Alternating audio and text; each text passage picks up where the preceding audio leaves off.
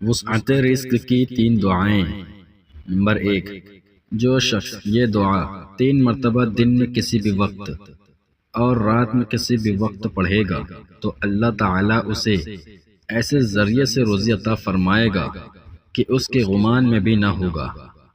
بہتر یہ ہے کہ اس دعا کو نماز فجر اور نماز عشاء کے بعد پڑھیں اور دعا کے اول آخر 3 مرتبہ درود شریف پڑھیں۔ بسم اللہ الرحمن الرحیم۔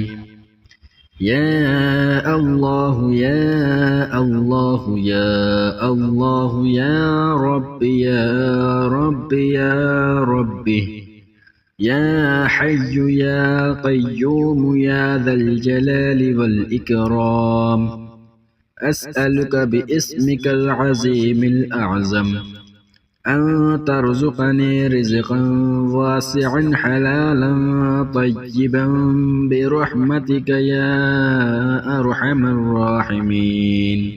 نمبر 2، جو اس دعا کو بروز جمعہ 70 مرتبہ پڑھے گا اللہ عز و جل اپنے فضل و کرم سے اسے غنی کر دے گا۔ بسم اللہ الرحمن الرحیم۔ یا مفید یا غفور یا ودود اغننی بحلالک عن حرامک وبطاعتک عن معصیتک وبفضلک عمن سواک برحمتک یا ارحم الراحمین۔ نمبر 3، بعد نماز فجر 100 مرتبہ یہ دعا پڑھنے سے تنگ دستی اور فقر و قریب نہیں آتا۔ یہ دعا بڑی زور اثر اور انتہائی مجرب ہے۔ بسم اللہ الرحمن الرحیم۔ ما شاء اللہ کان ولا حول ولا قوة الا باللہ العلی العظیم۔ بسم اللہ الرحمن الرحیم۔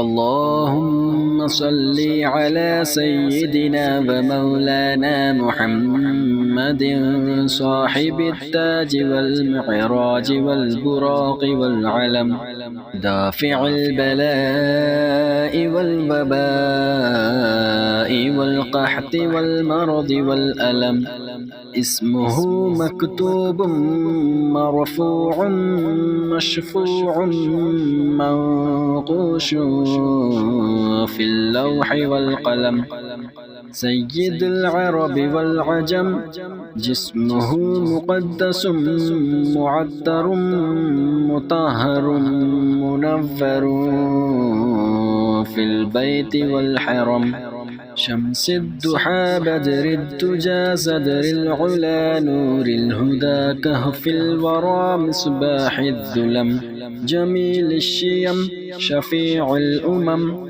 صاحب الجود والكرم والله عاصمه وجبريل خادمه والبراق مركبه والمعراج سفره وسدرة المنتهى مقامه وقاب قوسين مطلوبه والمطلوب مقصوده والمقصود موجوده سيد المرسلين خاتم النبيين شفيع المذنبين أنيس الغريبين رحمة للعالمين راحة العاشقين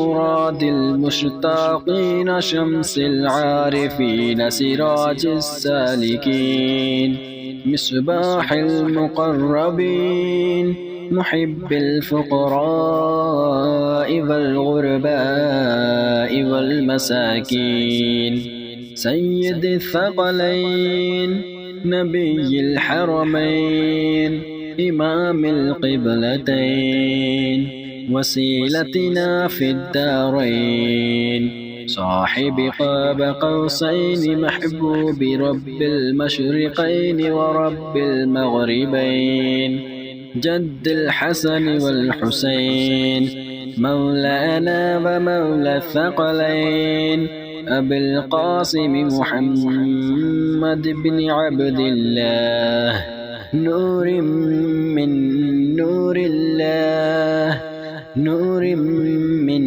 نور الله.